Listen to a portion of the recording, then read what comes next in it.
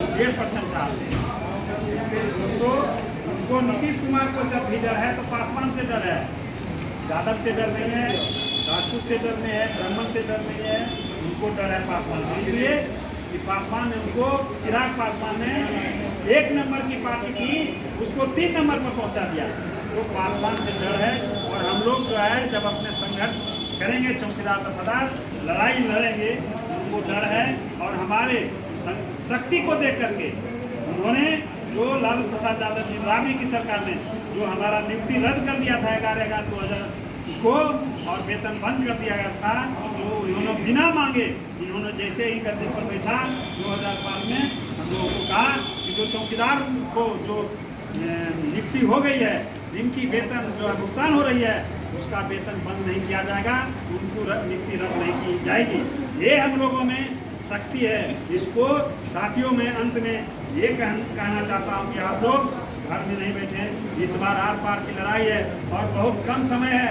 अगर आप लोग इसको नहीं बचा पाइएगा तो सभी दिन के लिए जो है आपको खत्म हो जाएगा। जब भी कुछ मिलता है तो चुनाव में ही मिलता है। जब चुनाव आती है आपको जो है 2005 में 3 चुनाव तो एसडी की बहाली का आदेश किया कि नहीं? 1/89 चुनाव था, सरकारी फंड हुआ कि नहीं? 14 में चुनाव था, उसमें आपको बीआरएस दिया कि नहीं? तो जब चुनाव होगा तभी हम लोगों को काम होगा। अभी हम लोगों को बहुत कम समय बचा हुआ है, 11 महीना केवल बचा हुआ है। 11 महीना में ही एफजी और बीआरएस की जो है लड़ाई को हम लोग जीतेंगे और बहुत कम समय है। अब जो है आप लोग घर में नहीं सोइए, आप लोग जागिए और सबसे पहले आप लोग जितने भी चौकीदार हैं वो परिवार जो है चले, बहुत अच्छी बात है। दोस्त है, घूमने के ख्याल से भी उसको ले चलिए। तो गांधी मैदान 11 नवंबर को आप जो है पूरे वर्दी अपने जो है ड्रेस में चलिए, उसमें डंडा रहना चाहिए, भाला रहना चाहिए, तीर कमान रहना चाहिए, जिसमें कि हमको देख करके 5 जो है पीछे हमें समझे नहीं। ऐसा हमको भय हमारे जो है रैली को देखकर वो ऐसा लगे, विकराल रूप हमारा लगे, पुलिस हमें क्या समझेगा, सरकार भी जो है हिल जाएगी और हमारी जो है बिना जो है कोई शर्त का जो है रखे नीतीश कुमार जी हमारे बीआरएस और जो है देव जी की बहाली का आदेश निकाल दे। और उससे पहले 23 अक्टूबर को जो है कोसी में है मंडलीय आयुक्त के समक्ष सहरसा में, उसमें भी लोग जो है सब प्रदर्शन को सफल बनाने के लिए चले।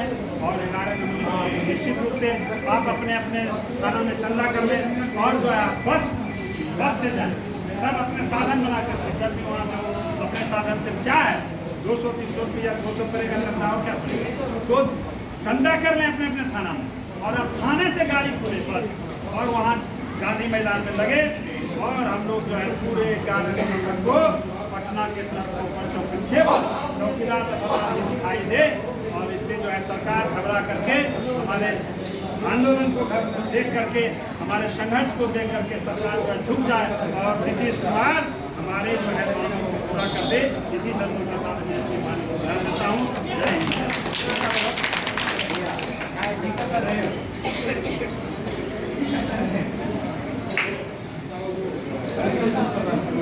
अब जो है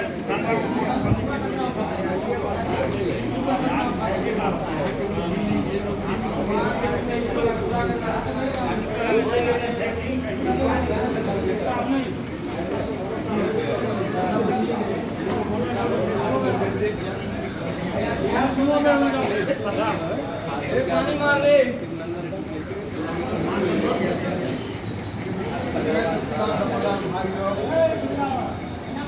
आप लोगों से निवेदन है कि हमारे प्रांतीय उपाध्यक्ष रामविलास बाबू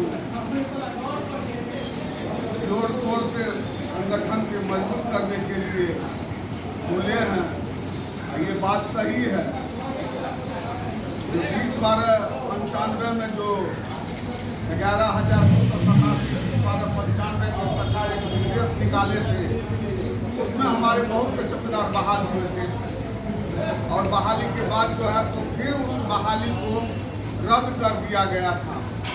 और रद्द करने के बाद जो है तो हमारे चौकीदार दफादार भाई को जितने घर में दिया जला था सबके घर में अंधेरा हो गया था और 3-4-5 बरस तक हम लोग फिर लड़ाई, कोर्ट का लड़ाई, जिला का लड़ाई, उधर का लड़ाई लड़ करके फिर हम लोग वापस हुए। तो जो लोग कार्यरत हैं, मैं उससे भी विशेष रूप से कहना चाहते हैं कि आप लोग संगठन को जो है तो इस 2-3 साल के अंदर में समझ में नहीं आ रहा है जो संगठन है भी या कि नहीं है। कोई किसी से कोई कॉन्टेक्ट नहीं, कोई किसी से मतलब नहीं रखते हैं, ऐसे में कैसे काम चलेगा। इसलिए मैं आप लोगों से निवेदन करूंगा कि जड़ से संगठन को मजबूत कीजिए, थाना पर मीटिंग कीजिए, अंचल में मीटिंग कीजिए। आप लोग अगर एकत्रित होइएगा, हम लोगों को भी बुलाइएगा तो हम लोग भी पहुंचेंगे, वहाँ का समस्या को देखेंगे। एक आदमी से नहीं होगा, 10 आदमी को लेकर के उस पदाधिकारी के पास जाएंगे, उस कर्मचारी के पास जाएंगे जहाँ हमारा समस्या लगता है, उस समस्या को देखेंगे। सब आदमी मिलजुल करके अगर चलिएगा तो अच्छा रहेगा। तो रामविलास बाबू का कहना बहुत सही हुआ, सटीक हुआ। 20-12-95 के आलोक में जो मृत्यु हुई उसको रद्द कर दिया गया। आज बिहार के सुरक्षित सेवानिवृत्त वाला बहुत चौकीदार बहाल हुए हैं। हो सकता है कल के डेट में जिसको भी निरस्त कर देगा 2-4-5 बरस के बाद में तो और परेशानी बढ़ जाएगी। वही 20-12-95 वाला लड़ाई फिर हम लोगों को लड़ना पड़ेगा। तो उससे पहले हम लोग जाग जाएं और जागने के बाद हम लोग एकत्रित हो गए। एकत्रित होकर के पहले थाना स्तर पर मीटिंग करें, थाना स्तर पर एक हो। उसके बाद जो है तो अनुमंडल स्तर पर एक बार बैठक करें, वहाँ पर हम लोगों को भी बुलावे, हम लोग भी पहुँचेंगे। और उसके बाद जो समस्या थाना से अंचल से उठ करके आएगा, यहाँ जिला आएगा, हम लोग भी उसकी जो है तो समस्या का निदान करने का काम करेंगे। अगर हम लोगों से नहीं होगा तो आप सबको बुला करके एकजुट होकर के संघर्ष करेंगे, प्रदर्शन निकालेंगे, घेराव करेंगे, रोड जाम करेंगे, सड़क को जाम करेंगे। और हमारी समस्या मैं प्रदेश अध्यक्ष से, प्रदेश सचिव से व डॉक्टर संत सिंह से मैं अभी वर्तमान में ये कहूँगा कि हमारे जिला में एक समस्या जटिल है। अररिया में एसपी का लाभ हो गया है, सहरसा में भी एसपी का लाभ चौकीदार भाइयों को मिल गया है, सुपौल वाले को जो है तो नहीं मिला है, उसमें कुछ छूट है। तो उस पर जो है तो हम आग्रह करेंगे एक बार डीएम से चल करके डीएम साहब से भेंट करके हमारे चौकीदार का जो एसपी का जो समस्या है उसका निदान करवा दें। और हम आह्वान करते हैं सभी चौकीदार 10,000 भाइयों से जो 9 अक्टूबर को जो सहरसा में रैली निकाला जाएगा उसमें हमारे जिला का उपस्थिति अधिक हो। इस पर हम रमेश बाबू से, इस्माइल बाबू से, ये सब भाई जो हैं सबसे हम आग्रह करेंगे कि वो उपस्थिति हमारा 23 नवंबर वाला जो है, अक्टूबर वाला वो सहरसा में जोरदार रैली हो, उस पर आज से काम करना